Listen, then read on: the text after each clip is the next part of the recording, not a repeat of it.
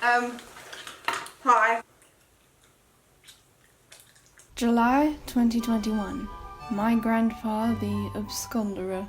When the aged care informed my family that my grandpa had absconded by climbing over the fence surrounding the grounds and taking himself on a bit of a walk, I guess you could say we felt a lot of things. Shocked because Grandpa finds it difficult to get in and out of an armchair, let alone climb over a fence. Sad because we were in the middle of a COVID lockdown and no matter how many times we tried to explain to him what was happening in the world, he never got it.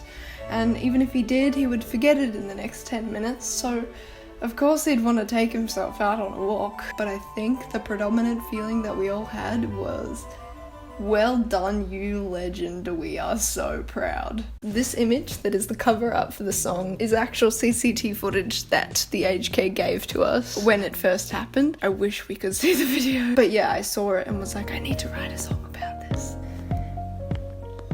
This song is a very exciting song for me to share with you because it's the first song of Celia's collection of songs that have horns in them. I can't play horns for my life.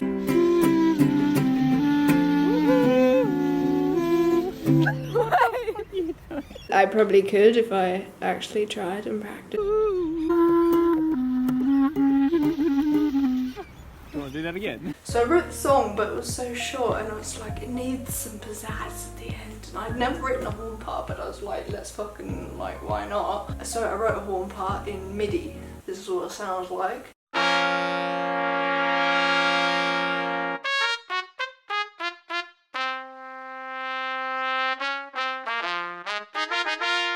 Yeah, so I gave the part to Jamie and he played it on the trumpet and the clarinet and it was really super fun. Grandpa Jumps the Fence, featuring Jamie Hobbs.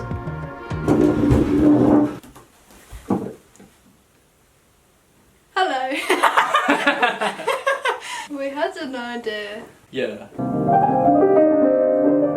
And then there'll be a bit of playing. Okay, so basically, we're both gonna make a song. Why am I doing this with my finger? I actually wrote a lot of things in MIDI for this song. Like, I wrote the bass line in MIDI. Usually when I make songs, like, I'm playing the song while I'm composing it, but I knew I wanted a cool bass line. I love writing bass lines, but I don't really play bass. So I was like, I'll compose the bass line in MIDI, and then I'll go learn it on a bass. Playing bass is like my favourite instrument to play now. I'm so British this afternoon, I don't know, I'm sorry. Ooh!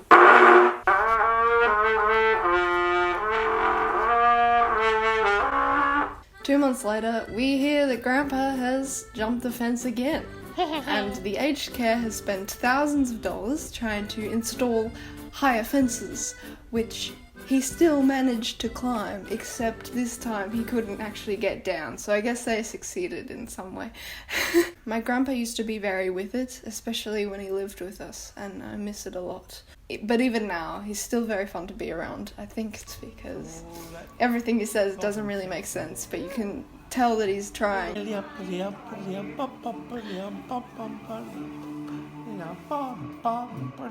But he's always able to belly laugh at himself, and that's nice too.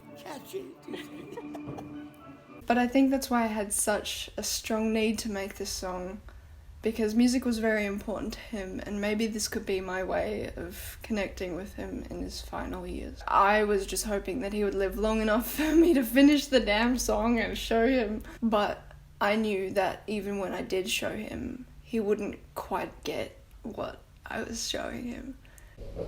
What's this?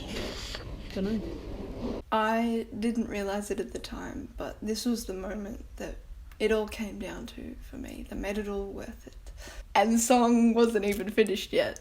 Grandpa turned 90 this year and we had a small family celebration. My dad suggested that we play my song, Grandpa Jumps the Fence. We'd just repeat it over and over in the background to give him a chance to maybe let his brain hear it or register it, I don't know. In my grandpa's old age, I see so much of myself. Like when you're not thinking, you're on another planet and your subconscious takes over and you say something or you sing something like and you totally didn't realise that you did that. So eventually after a while, I gave up playing the song, and he's opening up presents, and he looks up and he goes, bum dee dum dee dum dee dum dee dum.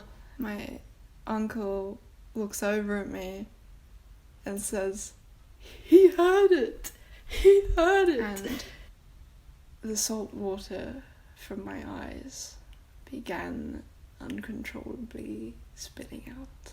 Making the video. I had the idea of the entire music video being CCT footage, but obviously I don't have any CCT footage, so I needed to make my own. It's like as if you're in the security room and you can see all the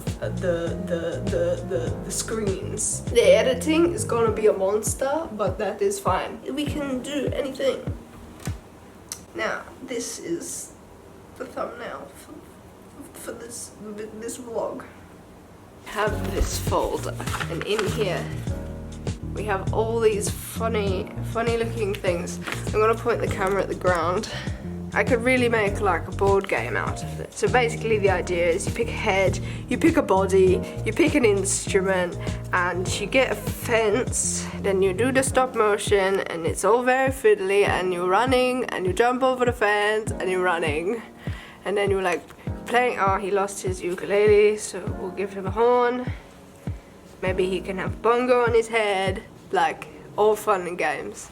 The plan is to have a shot at the start of the end of the music video of the dude watching the security footage in the security room. So I need to create a dark room.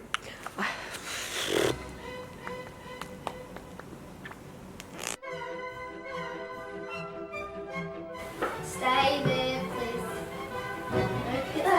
I'm not thinking this through anyway. I don't think so. How to make movies silly.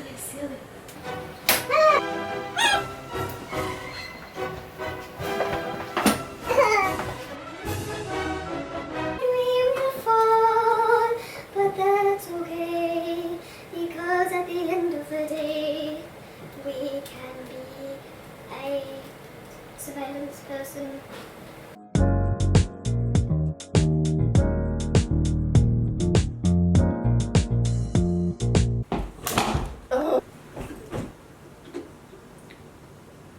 These are some boiler suits that I made, and it was such a monster to make, but I realised that it would be, my voice sounds really weird, it would be the perfect security man outfit. Wouldn't you just be that?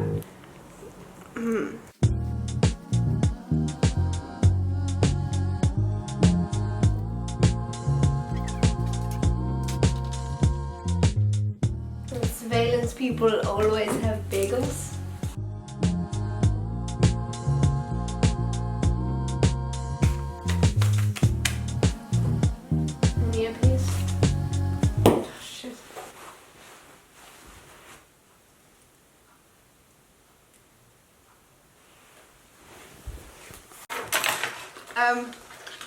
Hi.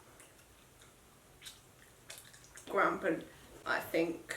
Grandpa jumped the fence. Grandpa has jumped a fence. I repeat, Grandpa has jumped. I repeat, Grandpa has jumped. We have an absconderer.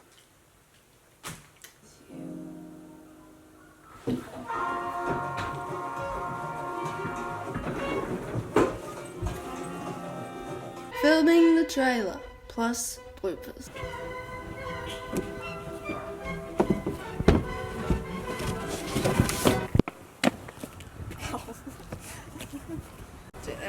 What's the coolest looking way to do this? Just do it. It's cool.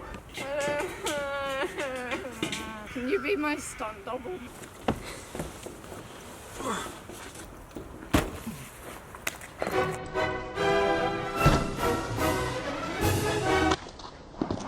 Action.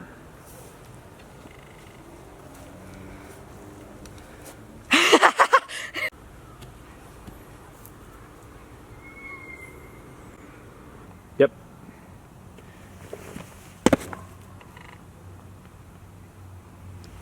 Awesome.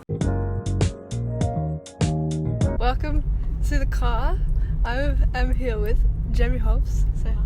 Hi. It was the middle of last year when I first made the song and recorded the song, and then it just kind of sat around for a long time because I didn't realise how big the mixing process was gonna be. Oh yeah. Or needed to be. I, set the due date when it was gonna be out because I was like, this has been sitting around for too long. I just need to get rid of it. I need to finish it. I need to let it go so I can move on.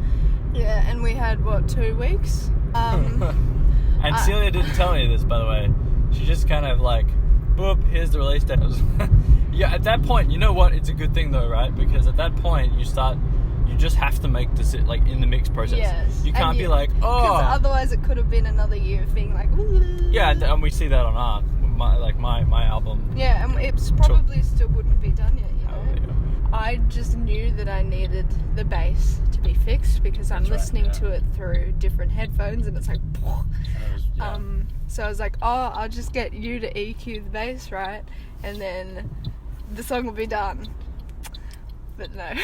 No, because often a problem in a mix is not the problem, if that makes sense. Like the thing that, like the bass being boomy is not the problem. Maybe it's the fact that something else is stepping on frequencies that define the bass, so you got to turn the bass up in other frequencies which are I think we can go back to the original bass, which you did, which was a MIDI like Logic, like a P bass kind of vibe, and I actually thought it sounded pretty good, and I think also you were pretty keen to play it.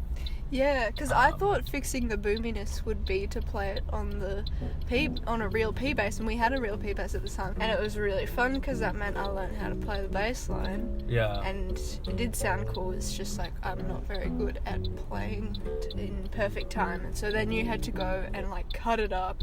I listen, Love and Sneeze now, and everything is so boomy. Yeah. And I didn't hear that before, but I hear it now, and I'm like, whoa.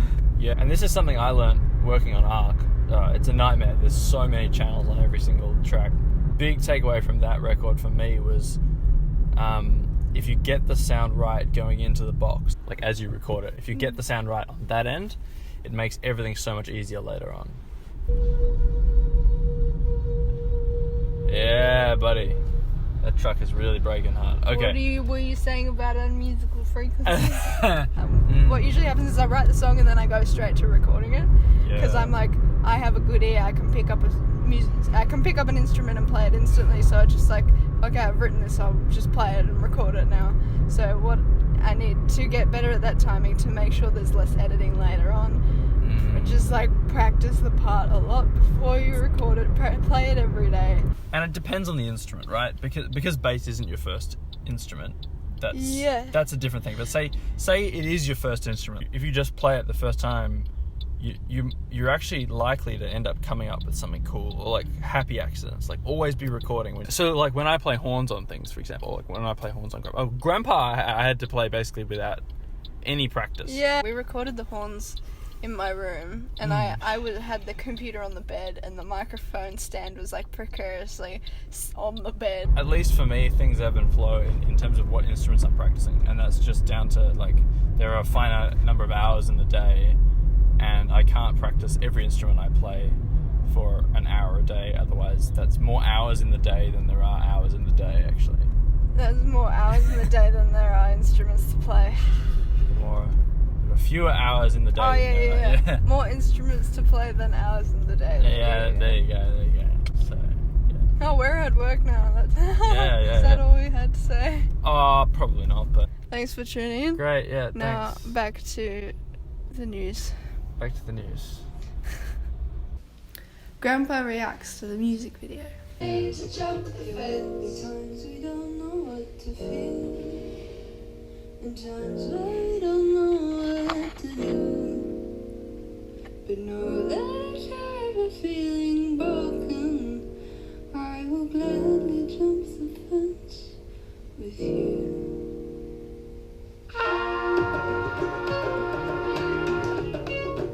Did you ever play some woodwind or brass? You played recorder.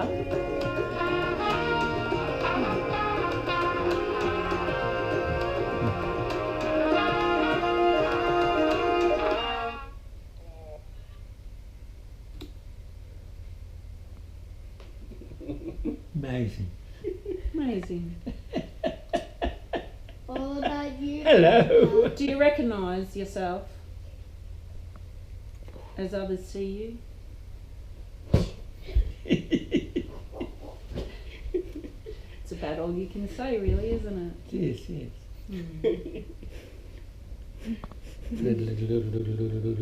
Lump.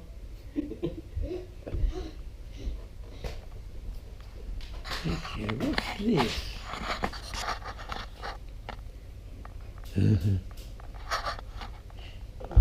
Is that right?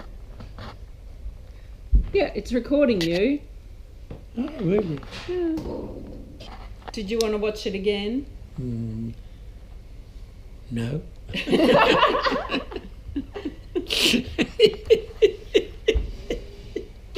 Sometimes when Grandpa looks at your face, he says something like, and so I say in response, and in response to me doing that, he says, well done, what an incredible person you have become. And it was the most profound thing that he could have said in that moment.